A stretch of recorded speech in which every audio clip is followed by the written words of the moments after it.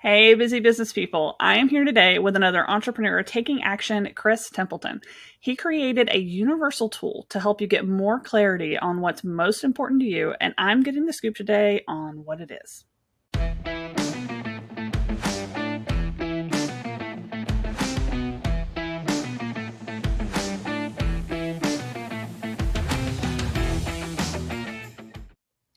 So, to kick things off, like you created this universal model or tool that gives you clarity on what's important. Like, what made you decide to take that journey and even create that in the first place? Well, I don't think that initially the plan was to do this. I mean, it wasn't to do this. And what happened was I read a book called The Power of Now by Eckhart Tolle, all about being in the moment. And one of the things he talks about is how great we are at driving ourselves crazy in certain parts of our lives. And see that smile? Like I was not smiling. I was like, no, no, no, no, no. That's all out there. That's not me. Um, but within a few minutes, I'm sure I was like, oh man, it is me. And then, you start to look at your life and you're like, oh my God, there are plenty of places where I really do drive myself crazy. And so uh, what happened was being in business on my own, working with, coworkers and clients and vendors, I just began to play with this idea and it just wouldn't leave me alone. So the first thing that he talks about, one of the first things he talks about in the book is this idea of what's your story? And we've all heard that. But, you know, what I ended up doing is coming up with three questions to start. What's the story I'm telling? Is it serving me in this moment? Like this is the most important part of the model because it gets us past all the garbage of my background and my emotions and blah, blah, blah. So is it serving me in the moment? And then the third question is there a more, assuming it's not serving you in the moment, is there a more authentic story I can tell? And so those ended up being the three questions. And when you look at your thinking as stories, and one of the reasons I choose stories as my word for that, and we'll talk about, the value of words that work for you based on who you are and your background. But I chose stories as the idea for what I'm thinking, what I'm seeing, the pictures in my head, because it's inherently editable. Like I want people to think about when they say, what's the story, that they don't think of it as fact. With me? Yep, I like that. So when you start to look at your thinking as stories, basically two kinds. What I'm telling myself about myself, which often are less than pleasant, Yep. that me driving myself crazy, and then the stories I'm telling about the world around me, my relationships with my coworkers, for business people, my vendors, my clients. There's so much thinking that we do that we have a tendency without these three questions to kind of say, well, my thinking is fact. And the minute that you think your thinking is fact and that is that, you're in a load of trouble, unless it's really authentic. But and even then, I think most people who are thinking authentically don't really look at it that way. They're like, let me get the whole story. Let me make sure that I'm incorporating all the different elements of what I'm thinking about so that I'm able to make better decisions. And you know what? I mean, going back to this whole business idea of helping business people, the amount of things that we think are fact that just aren't.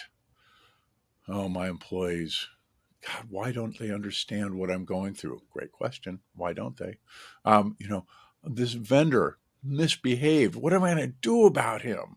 My client just doesn't seem to get it. Like all these things. And so we have a tendency to just kind of stop there. And that is bad, especially if you're in Yep. business trying to make a living, right? Yep.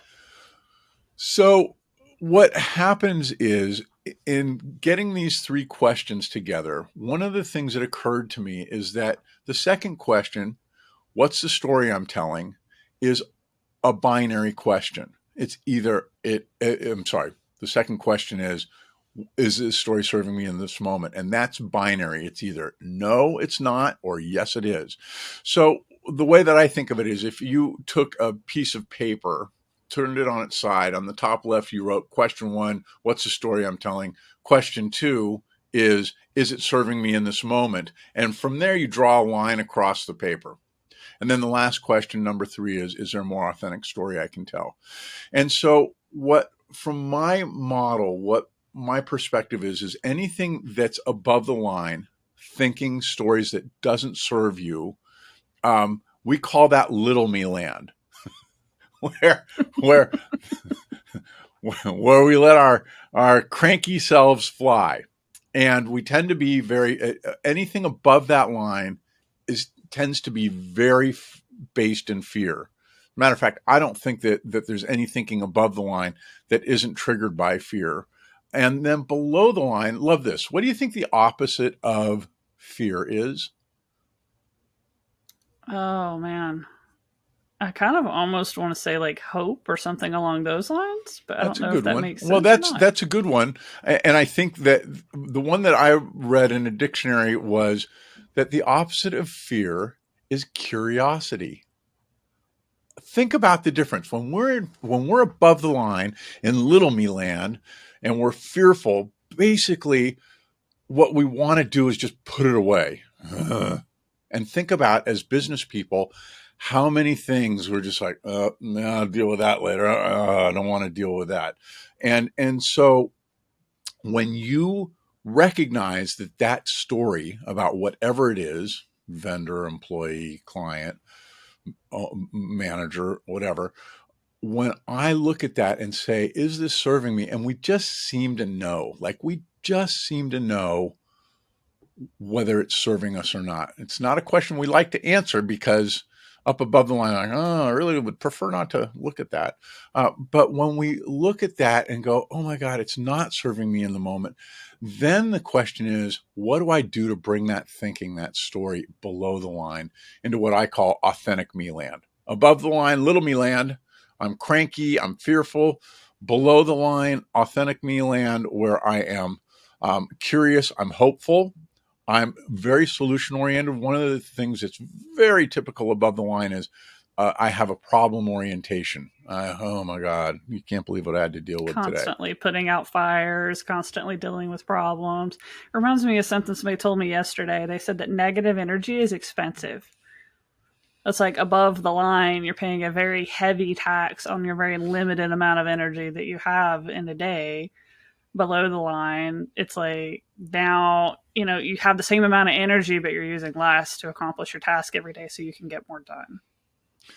And think about it. One of the things that I like to do is kind of juxtapose above the line versus below the line. Below the line, when I'm curious, when I'm not fear based, ease. There's just more. I'm more at ease. Above the line is dis-ease. One of the things we don't talk about enough is when we think about our health. The thing that we don't talk about nearly enough is all the things that I do above the line that make me feel like garbage. And though you think those things, we know there's all kinds of scientific proof that when we're thinking a lot of negative thoughts and we're beating ourselves up, we are in a place where we're far more likely to have disease hit our body, regardless of, any kind. But when you understand that, you're in a diseaseful, a lack of ease state up there and that it doesn't serve you, that is a great indicator of, okay, I'm going to take a step back. What can I do to make this story authentic? My employees, why don't they understand? I don't know. Why haven't I told them what's going on with me as a business owner, that sort of thing? There's all kinds of things that we bitch and moan about above the line. It's like, well, wait a minute. What do I need to do to? I have a friend a very good friend of mine, who was driving home the other day he's a caterer, and he's so mad at my employees. They really blew it. I don't understand. He's like, then Chris, I remember what you said. Oh, that's my fault that they don't know what I think they should know. And we have this tendency, above the line thinking as perfect example. I should only have to tell you once. Oh yeah? How's that worked for you when somebody told you once, right? So all Oh these yeah. little things that we say, oh my God, there's so much that I can do to create more ease, have me more centered and more grounded, just with these three questions, just taking that time. Yep. And I So always that's think it. about it in terms of like reducing mental calorie load. And it's like as soon as I thought about it that way, it impacted literally everything that I do. From like managing myself, like in my own personal to do list. If I have something on there that's big, if I break it down into little steps the night before, so that when I sit down in the morning and my brain's still tired and sleepy and craving that first cup of coffee, that I reduce the mental calorie load to go ahead and get started. It changed how I worked with my staff. Like I looked at all of our processes and I was like, hey, when a writer sits down to write a blog article, like at Content Ninjas, for example, how can we reduce the mental calorie load for them to have to take on that task? And I ended up doing things that, I later learned were, business processes and proper delegation and whatever. But Mm-hmm. I just approached it as how can I, lessen their mental calorie load.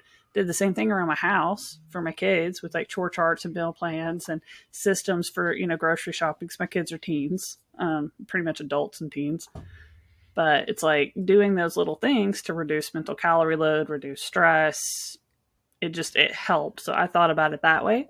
But it It's a totally great way to think impacted, I about mean, it. literally everything. And Yep. and think about how many things, one of the things that I think entrepreneurs struggle with the most is they come into business, they know what they want to do, they're overloaded with all this other stuff, and they get stuck in this place of, it's just easier if I do it myself, right? How about Yeah. adding to your mental calorie load doing that? And so understanding, like, the authentic story is, you know what? That's something I don't want to do. That's something I'm probably going to have some time that I'm going to need to take to help this person know how to do it in a way that really works for me. And I'm also going to listen to that person about what they think will make their job more effective, more productive, all those things. So when you think about the difference between uh, I'll just do it myself, and I'm going to authentically go in, I know I need help here. This is what I know that there's going to be some tough parts of it, but that's worth it in the long run. The other thing that you said that I think is really important is this idea of breaking things down. What's the book, Atomic Habits? They talk about many little tiny things that just aren't these big, when you look at it, what's the next steps versus what's the end point I'm trying to get to. It makes things dramatically easier and reduces mental calorie load. I love that. That is such a great phrase. Yeah, that one's one that everybody kind of understood. So it's like even my managers inside of my different companies and stuff, if I talk to them about like, hey, how can we reduce the mental calorie load for these people? Like, I feel like they're getting stressed. I feel like they're, it's taking too long for them to get things done. Like something that should only take an hour or two is taking days. And, I love one thing you said too, this whole idea of entrepreneurs feeling like, we're the best one that can do it, or it's faster, or easier if we do it ourselves. And it's like the biggest thing I tell them all the time is like that may be true now, but is that do you want this how you're living now to be your forever?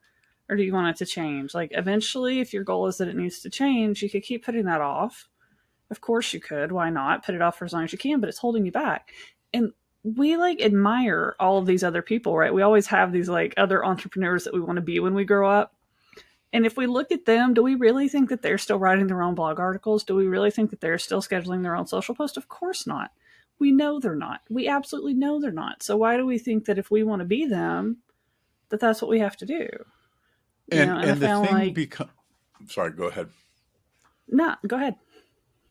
Well, the thing that's so fascinating about that is that's all above the line little me thinking.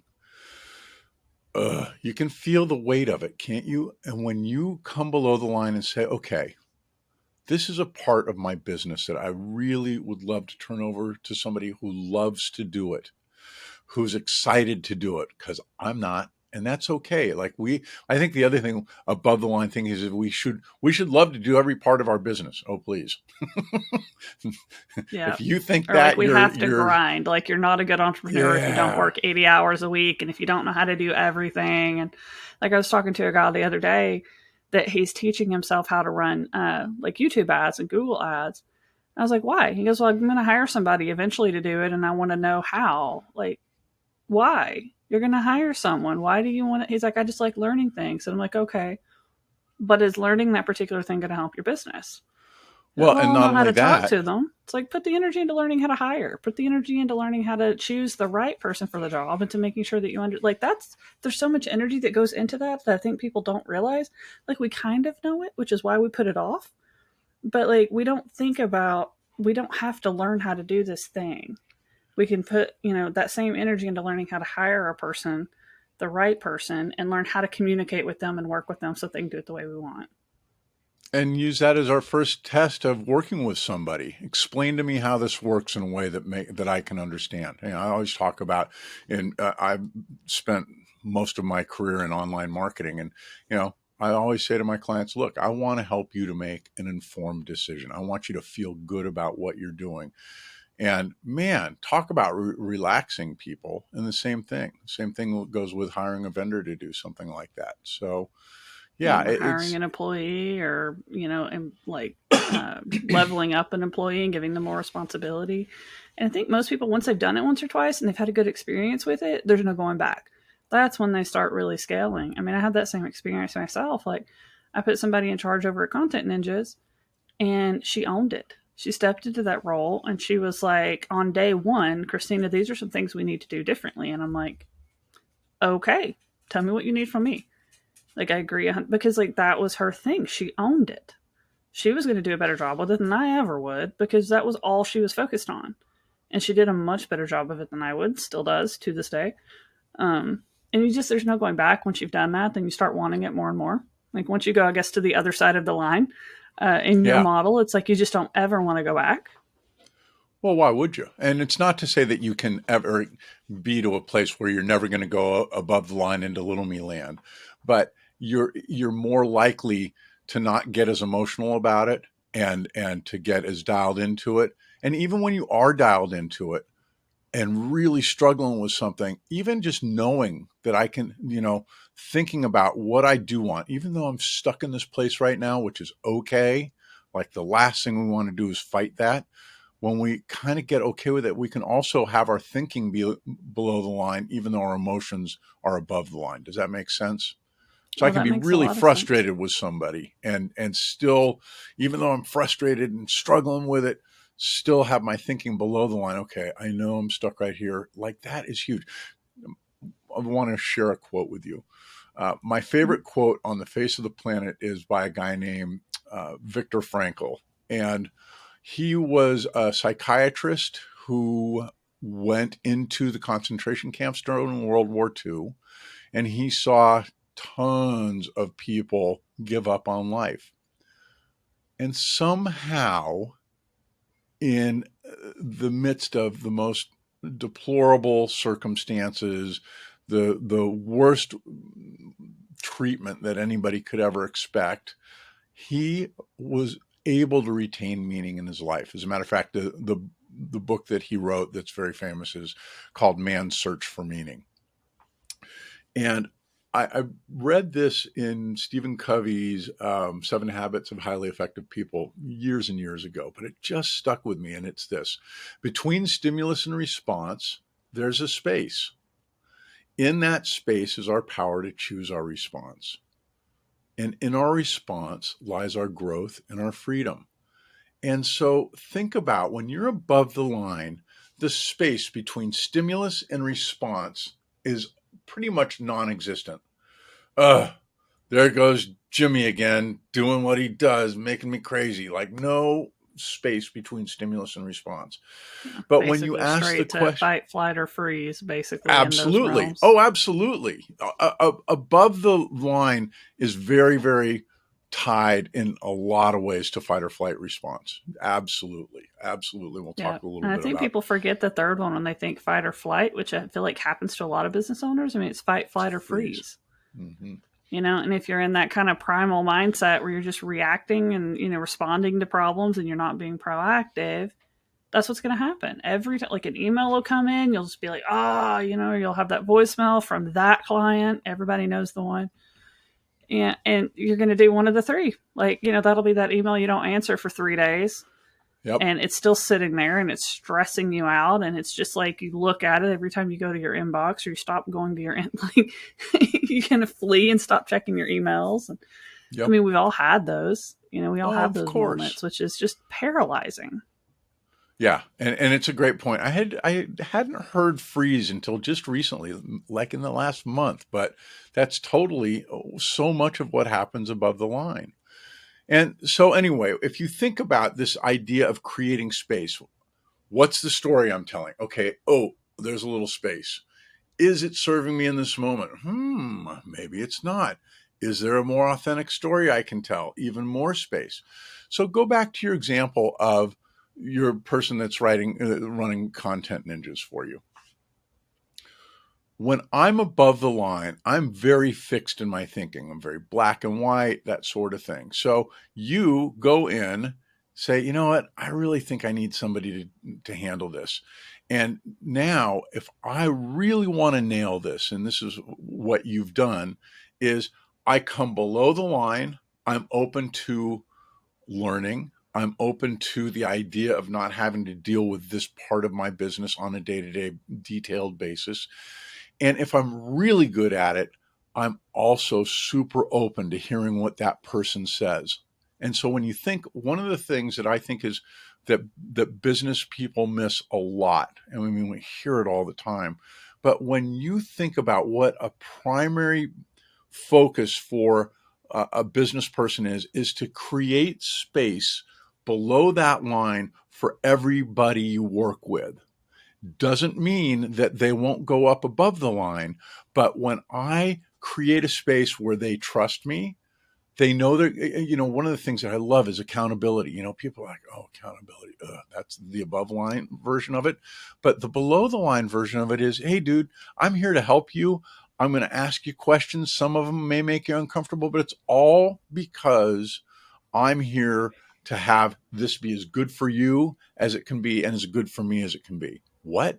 I've never had a manager say that to me. Well, you're going to hear it a lot because it's not going to take just one time for you to kind of figure this out. And think about how many people you've worked with that to get them to a place where they're not nervous around you and they don't feel like they're being judged. Like, we have all this baggage of employees that we need to really be cognizant of. And the beauty of the model is it's very prescriptive. Like, when I understand that this is how I work and this is how everybody else works, then I understand that my goal as a leader is to get people below that line where we're all working on the same page. We're comfortable. We're at ease with each other. We feel grounded. We're curious about what we can do. We're not afraid to make mistakes. Like, that is a tall damn order that I think, I don't know, 60% of managers and business owners just completely miss. I mean, I've got clients that think that their employees are just a nightmare and a pain in the butt. And guess what? If that's what you think, it's not going to change on its own. Yeah. you know? Well, I mean, I feel like So, that's something that's so hard for, business owners to adopt sometimes. It's like, if there's a mistake in the company, it's my mistake. It's like, once I learned to adopt that, it did a lot of things for my employees. I mean, it gave them freedom to make mistakes. It gave them freedom to talk to our clients and not have to feel like, oh my God, I'm going to screw this up. And they're going to like, okay, so you screw it up. It's okay. I'll step in and fix it. It's okay. It's my mistake. I'll handle it. Like, so don't be but, but, afraid. but also a big piece of handling that is helping that person who's made the mistake to deal with it properly. Like, I had a woman that used to work for me, before I was an entrepreneur, and she really screwed up with my boss. And I'm like, Val, you need to call Frank. You need to talk to him. You need to apologize for getting cranky with him, and he'll be great with it. And I got your back. Like, think of the difference of Yeah. that versus I'm just going to step in, which is not suggesting you were doing, but we have a tendency to, oh, I'll take care of it. Oh my God, that is like the Nah, worst I thing do that it you from can that same do. approach that I have your back. Like, I think I have said Yeah. that to every single one of them when they've had a problem, when they've said something they didn't need to say, and I'll be like, go ahead and send them an email. It's like, if they get upset about it, it's okay. I've got your back. Like, I'll make sure, like, we'll be okay. You know, and I've said that phrase, I don't know how many times. As soon as you said that, it was like, yeah, I use that all the time. Yeah. You know? And that, I think that one of the things we also miss is that to be a good leader, we need to be a really good follower. Like, I want to follow your lead. And if I think you're off, I'm going to tell you, I'm going to give you some great feedback in a way that's not accusatory or cranky, because accountability below the line is a great thing. Like, we love, think about the bosses that you've had or the people that you've worked with that have been open and say, got to tell you, that's not really working for me. Really? Great. Let's talk about what that is. And so, being that person that can follow their vendors, their clients, their employees with what they're thinking and really taking the time to be curious about it, it's a game changer in terms of how we approach business. And I can't tell you the number of people I've seen who just just don't get that. And that's one of the things that was really important to me about putting this thing together. You asked, did you intend to? No, but once I started going through this process of putting this together, it had to be super simple. It had to be commonsensical, no woo woo. In my model, which you can see at otherStoriesWeTell.com, you'll see that there's a place at the bottom of the model where we talk about God or infinite intelligence or whatever you want to call them. Also talk about it in this little light of mine. Like, we want to help people, we want ourselves and to help the people that we work with to connect with that more often, that kind of inner knowing, that sort of thing. And we just blow it off too often, don't we? Yeah. Well, I think a lot of these skills are about to become a lot more important. I mean, it's like we're seeing this, what, the Great Resignation, I think they're calling it right now, where employees are fed up. They're tired of being used. It's Yep. like they want to feel like they're a part of something. And the companies who are helping them do that, they'll retain their employees. The ones who are treating them like cogs in the machine on an assembly line, not so much. I mean, you're It's going going to to be lose them. fascinating. I think Amazon's going to be in a world of hurt in not a long time, because when you think about it, their pool of employees at each of those fulfillment centers is pretty, you got to be relatively close, and their turnover is so huge, because that's the way people feel. They don't feel appreciated. They don't feel like they can go to the bathroom. My God, are you kidding me?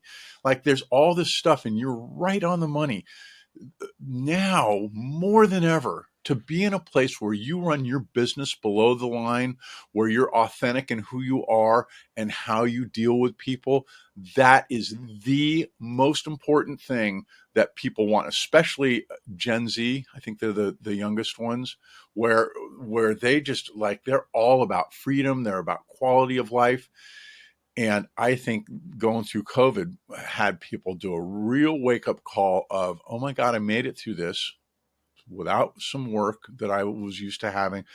And, I Yeah, they really got their life appreciated it. back. They weren't having to travel. They weren't having to, like, if they needed to go like prep dinner, like so many of them were saying they didn't have to eat out as much because they could go take a break, go to the kitchen, throw food in the crock pot in the middle of the day when they wouldn't have been able to do from the office. And I think they realized all of these little moments that added stress that put them above the line, and they went below the line when they were able to work from home if they had the right boss. Now, I've seen some people doing some of just the craziest things with some of those, like, keyboard tracking and screen Mm. recording things where they're trying to micromanage their employees. Those are, to me, like, I cannot imagine. It puts me in that same mindset of the Amazon employees being afraid to go to the bathroom. Like, Right.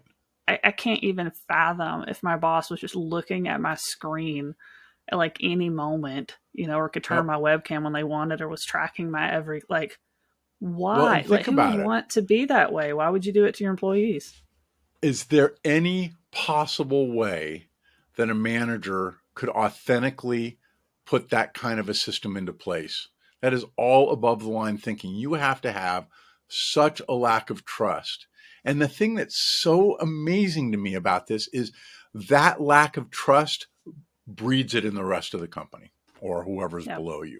Like you're doing exactly the thing that's going to create more angst and versus somebody who has the wherewithal to say, you know what? I'm not going to track your, I would never track. Wouldn't do this with my kids. I mean, I kept an eye on them, but with an employee, I would never do that because I'm immediately, this is one of the things, one more concept that I use a lot. We talk a lot about, I've always talked about the ego. And I say above the line is not the ego. It's called, I call it the protector, capital P, because I want to honor him like we, or her as the case may be. And that protector is always looking at the worst case scenarios, whether it's about us, our employees, our customers, our vendors, blah, blah, blah, blah, blah. The role of that protector is to keep me cognizant of those things. And I don't ever want the protector to not do that. Those are important things. It's all the fight or flight and freeze stuff. But I want to put that protector in balance. And so that's where the authentic story, he's always going to be there. But the question is, how loud is he going to be? Oh, my employees, you should have seen what they did today. And that's where it stops. And now we're stuck in problem land. And that's where all micromanagement comes from. It's about a lack of trust and then breeding that. That's the problem with the protector is he's really good at finding the problems. He has no ability to authentically solve them.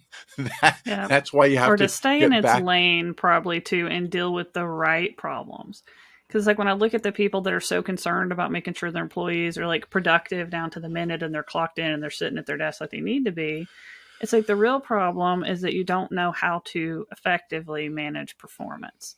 You don't know how to track based on performance. If one person can get the job done in 4 hours, then pay them for the full day and let them leave after 4 hours. Like if the job got done, what does it matter to you? Do you really want to hire the person who's going to take 8? Why? Get it Right. done faster. It Right. costs you the same amount of money, but they don't effectively know how to manage performance and how to track performance. So the protector's looking at the wrong thing.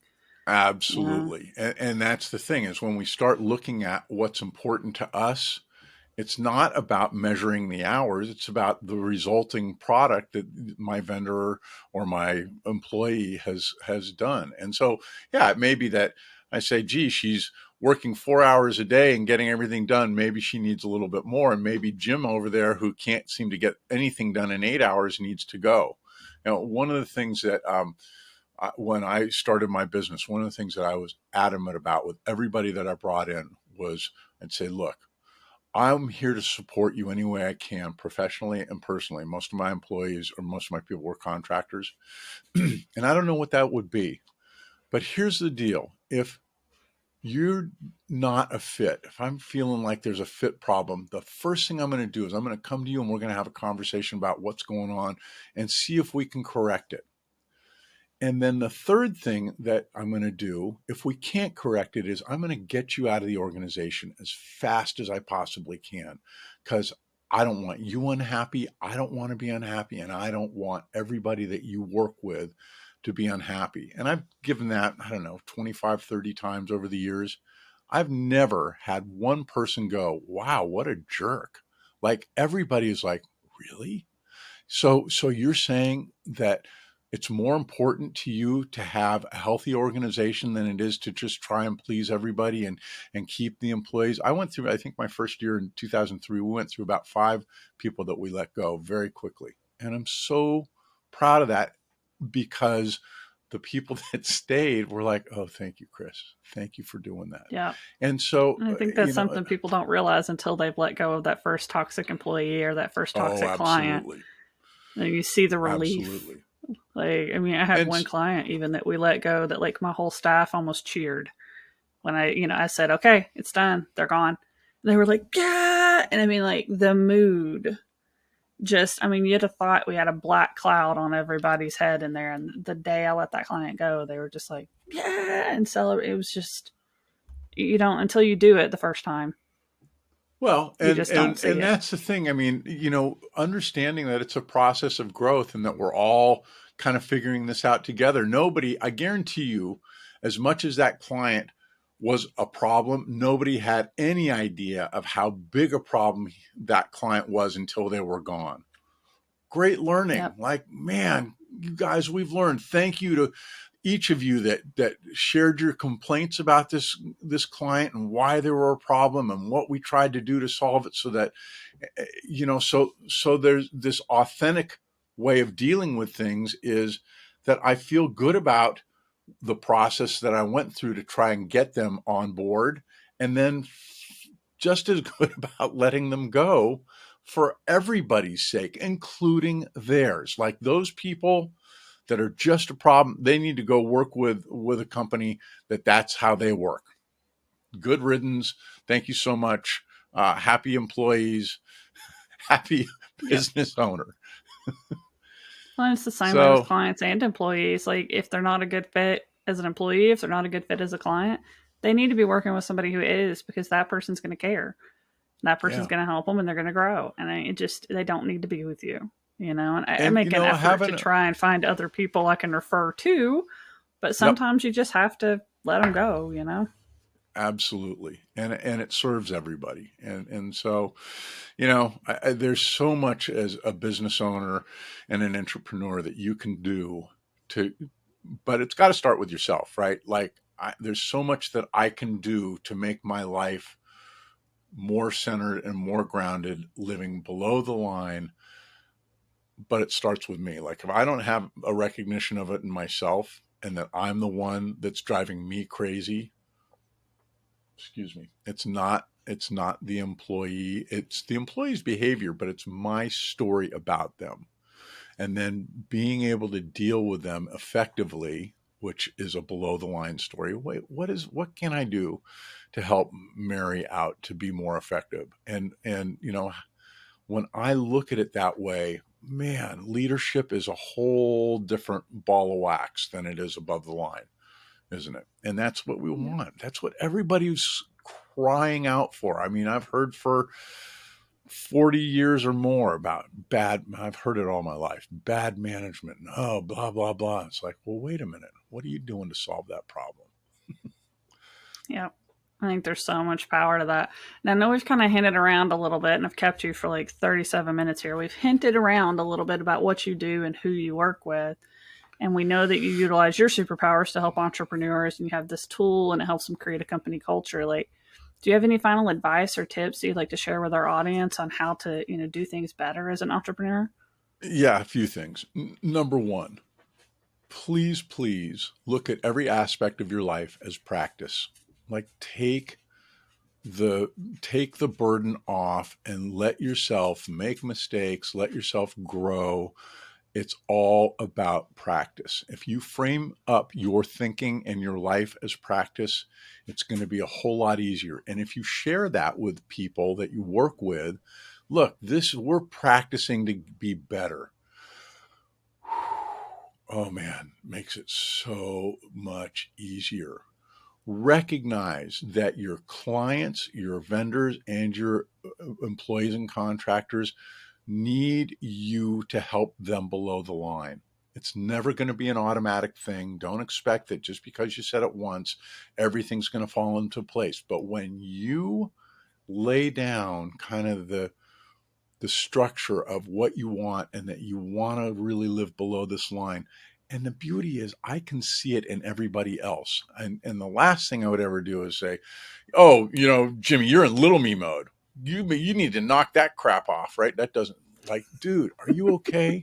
How can I help you? Like, how can you seem like you're really upset? And having the courage to ask those kinds of questions goes so far. So practice is the biggest one.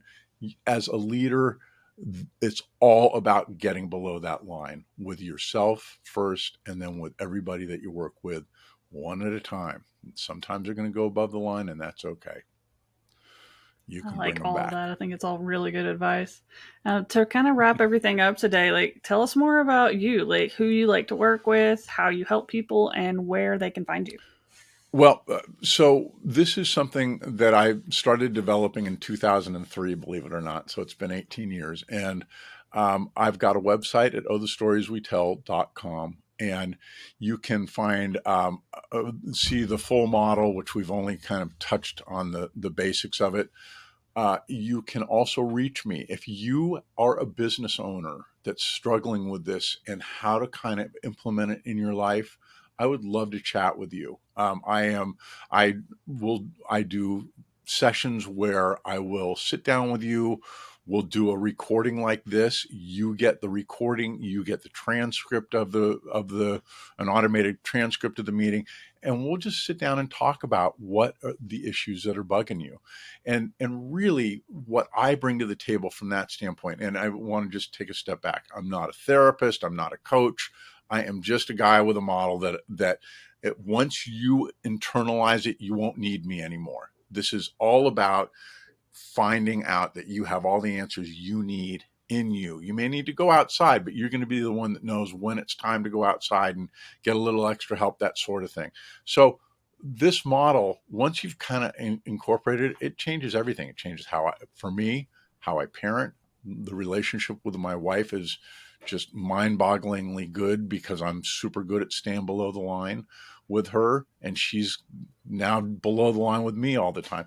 So once you understand that, then it's easy. I can help with all of those things in terms of helping you to incorporate this model and help you to move thinking that's not serving you above the line in little me land into authentic thinking that does serve you and serves the people around you. So I'm very happy to do that. You can also find me at Facebook at Oh, the Stories We Tell. If you search on YouTube for Oh, the Stories We Tell, one of the results will be a little thought bubble with Oh, the Stories We Tell written in it. And if you click on that, that'll take you to my YouTube channel. I've got about 20 videos up now, and there's an honesty project that a woman and I have been working on for about almost 2 years, where she just talks about issues that she's dealt with over the years. A lot of them are business related, so it's just a nice way to see that. So those are the main ways to get a hold of me, and I would love to help anybody that's really just kind of stuck in little me land, is recognizing it's time to get out of there. That's awesome. And I'll make sure that there's links. So wherever on the interwebs you are watching this recording at, there will be links to all of those resources listed below the video. So I'll make sure that's out there everywhere. But thank you so much for coming on the show today and for sharing all of your expertise with our audience. I think there's been a lot of really great things that I hope they learned and I hope they reach out to you for, because I think there's some big things that we kind of covered that can be solved with simple solutions, which I love. Yeah. Simple solutions. So I love that. well, entrepreneurs, guys, this is your call to take action, to join our community at atatoday.zone and learn how to build a business that enables your lifestyle instead of taking over your life. Until next time, guys.